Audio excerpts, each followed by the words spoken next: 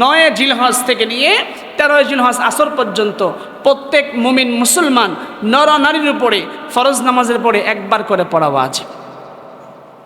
তাহলে এই তাকবীর তাসরিক কবে থেকে পড়বো? আগামী 9 জিলহজ থেকে নিয়ে 13 জিলহজ আসর পর্যন্ত প্রত্যেক ফরজ নামাজের পরে, জামাতে হোক, একা হোক, নারী হোক বা পুরুষ হোক, প্রত্যেক নামাজের পরে একবার করে পড়তে হবে, তাই না? এই তাকবীর তাসরিক এখান থেকে আসে। মুহতারাম হাজরিন, যাই হোক, এই হলো আমাদেরকে যে আল্লাহ রাব্বুল আলামিন কুরবানির বিধানটা দিয়েছেন, এটা ইব্রাহিম নবীর থেকে আসলো। রাসূল আকরাম সাল্লাল্লাহু আলাইহি ওয়াসাল্লামের কাছে সাহাবায়ে কেরাম প্রশ্ন করলেন। হাদিসটা আসছে আন যায়েদ ইবনে আকরাম থেকে। তিনি বলেন, ক্বালা আসহাবু রাসূলিল্লাহি সাল্লাল্লাহু আলাইহি ওয়াসাল্লাম, রাসূলের সাহাবায়ে কেরাম রাসূলকে বললেন, মা হাযিহিল আদাহি ইয়া রাসূলুল্লাহ, হে আল্লাহর রাসূল, এই কুরবানি জিনিসটা কি? রাসূল আকরাম সাল্লাল্লাহু আলাইহি ওয়াসাল্লাম বলেন, সুন্নাতু আবিকুম ইব্রাহিম, এটা হলো তোমাদের পিতা, তোমাদের ধর্মীয় পিতা, তোমাদের জাতি পিতা হযরত ইব্রাহিমের সুন্নাত। সাহাবায়ে কেরাম প্রশ্ন করলেন, ইয়া রাসূলুল্লাহ ফামা লানা ফিহা ইয়া রাসূলুল্লাহ, এই কুরবানিতে আমাদের জন্য কি রয়েছে? রাসূল বললেন, বিকুল্লি শারাতিন হাসানা, প্রত্যেকটা পশমের বিনিময়ে আল্লাহ তাআলা তোমাদেরকে একটা করে নেকি দিবেন। সুবহানাল্লাহ। এবার সাহাবায়ে কেরাম প্রশ্ন করলেন, ইয়া রাসূলুল্লাহ, তাহলে যেই পশুর গায়ের পশমের সংখ্যা, পশমের পরিমাণ বেশি, তাহলে সেই পশু কুরবানি করলেও কি আল্লাহ প্রত্যেক পশমের বিনিময়ে সওয়াব দিবেন? রাসূল বললেন যে হ্যাঁ, যেই পশুর গায়ে পশমের পরিমাণ বেশি, সে পশু কুরবানি করলেও তার প্রত্যেকটা পশমের বিনিময়ে, প্রত্যেকটা পশমের বদলায় আল্লাহ তাআলা তোমাদেরকে একটি করে নেকি দিবেন। সুবহানাল্লাহ। মুহতারাম হাজরিন, এই হলো কুরবানির ফজিলত। হাদিসের মধ্যে আসছে, হযরত আবু হুরায়রা রাদিয়াল্লাহু তাআলা আনহু বলেন, মান ওয়াজাদা সাআতান, যাদের কুরবানি করবার সামর্থ্য আছে, ফালাম ইউদাহি, কিন্তু তারা কুরবানি করে নাই, রাসূল ধমকি স্বরূপ বলছেন, ফালা ইয়াকরাবান্নাল মুসাল্লানা, তারা যেন আমাদের ঈদগাহের আশেপাশে না আসে। তাহলে এই কুরবানি যাদের উপর ওয়াজিব, অবশ্যই তাদেরকে এই কুরবানি করতে হবে, না করলে গুনাহগার হবে, এবং তাদেরকে ঈদগাহের আশেপাশে না আসার জন্য রাসূল ধমকি দিয়েছেন। এবার আসেন সংক্ষিপ্ত আকারে বলি যে কুরবানি কার উপর ওয়াজিব। আমি কিছুদিন আগে যাকাতের একটা আলোচনা করেছিলাম যে কার উপর যাকাত ওয়াজিব, যাকাত ফরজ বলছিলাম না? বলছিলাম নেসাব পরিমাণ মালের মালিক হলে তার উপর যাকাত দিতে হয়, নেসাব পরিমাণ মালের মালিক হলে তাকে কুরবানি দিতে হয়। এবার প্রশ্ন হলো যে নেসাব পরিমাণ মাল কতটুকু? আমরা জানি যে ইসলামে যাকাতের ক্ষেত্রে হোক আর কুরবানির ক্ষেত্রে হোক, নেসাব ধরা হয় দুইটা জিনিসকে। কয়টা? একটা হলো সোনা আর একটা হলো রূপা। যার কাছে 7.5 ভরি স্বর্ণ বা তার সমপরিমাণ টাকা বা তার সমপরিমাণ ব্যবসায়িক বস্তু, এটা একটা। দ্বিতীয় ধাপ হলো যার কাছে 52.5 ভরি রূপা বা তার সমপরিমাণ টাকা বা তার সমপরিমাণ ব্যবসায়িক বস্তু যদি থাকে, এই দুইটার যে কোনো একটার মালিক যদি কেউ থাকে, তাহলে আর এই সময়টা যদি 1 বছর পার হয়ে যায় এবং এমন কোনো ঋণ না থাকে যেই ঋণ পরিশোধ করলে এই নেসাবের সম্পদ কমে যায়, তাহলে ওই ব্যক্তির উপর যাকাত দেওয়া ফরজ বা ওয়াজিব, যেটাই বলেন একই অর্থ।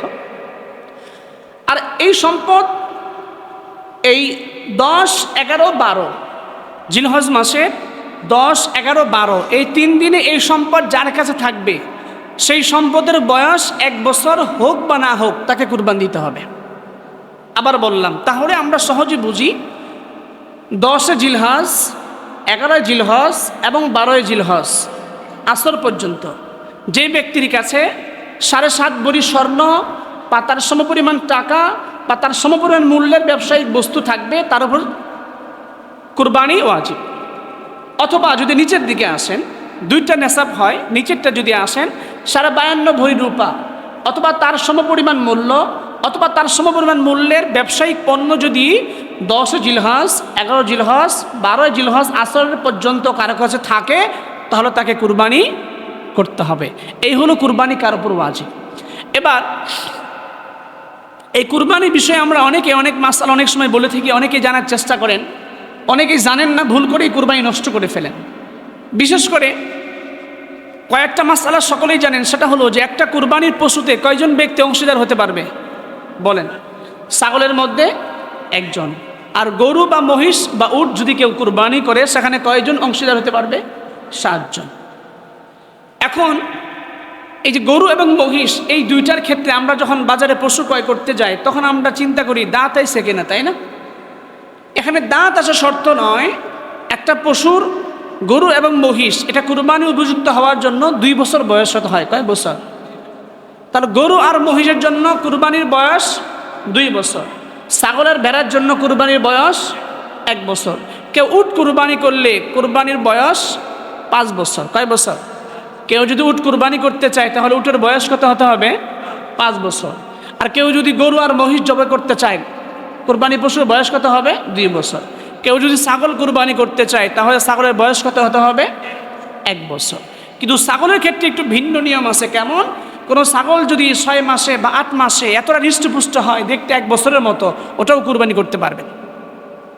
তাহলে 1 নম্বর হলো কুরবানি কার উপর ওয়াজিব। 2 নম্বর হলো কুরবানি করতে হবে আমাদের গৃহপালিত পশু। কেউ যদি বন থেকে হরিণ এনে কুরবানি করে দেয়, অথবা বন্য গরু আছে, বন্য গরু কুরবানি করে হবে? হবে না। কুরবানির জন্য গৃহপালিত পশু শর্ত।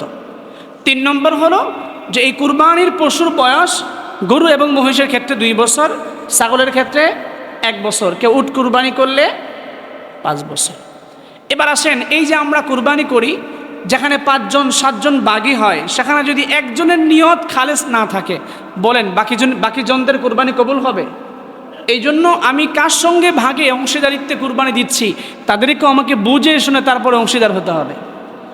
7 জন শরিক আছেন একটা কুরবানির পশুতে, সেখানে 5 জনের নিয়ত ঠিক আছে, 2 জনের নিয়ত ঠিক নাই, কুরবানি হবে কারো?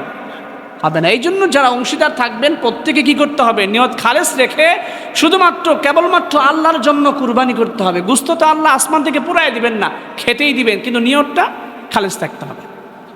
আরেকটি মাসআলা হলো, বিশেষ করে জরুরি যে মাসআলা, যে কুরবানি যখন আমরা পশু জবেহ করি, জবেহ করার পরে আমাদের এই গরুতে যারা কাজ করে, অনেক সময় দেখা যায় তাদেরকে পারিশ্রমিক হিসাবে আমরা আমাদের এখান থেকে গোশত দিয়ে দিই, তাই না?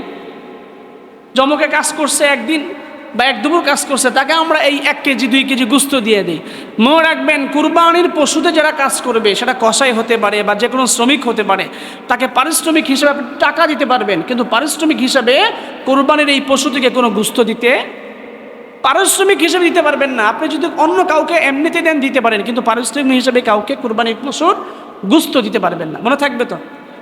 আর কুরবানির পশু যেহেতু এখনই কিনতে যাবেন না, কিছুদিনের মধ্যে কিনবেন, বিশেষ করে যে সমস্ত পশুগুলো ত্রুটি আছে, কান কাটা, লেজ কাটা, নাক কাটা, দৃষ্টি প্রতিবন্ধী, পা ভাঙ্গা, হাঁটতে পারে না, এই জাতীয় ত্রুটিযুক্ত কোনো কুরবানির পশু ক্রয় করব না।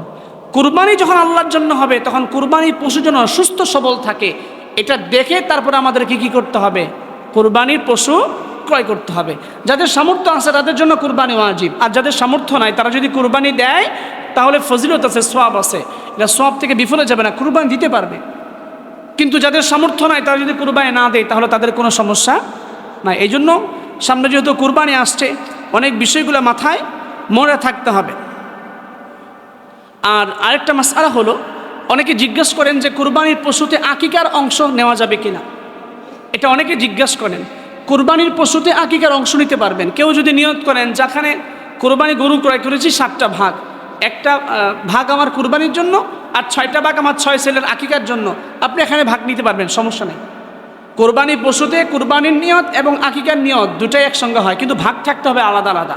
একটা ছাগলে 1টা ভাগই, আর একটা গরুতে বা মহিষে 7টা ভাগ। আপনি যদি 5টা ভাগ আমি কুরবানি নিয়ত করলাম আর 2টা ভাগ আমার 2টা সন্তানের জন্য আকিকার নিয়ত করলাম, করতে পারবেন, কোনো সমস্যা নাই।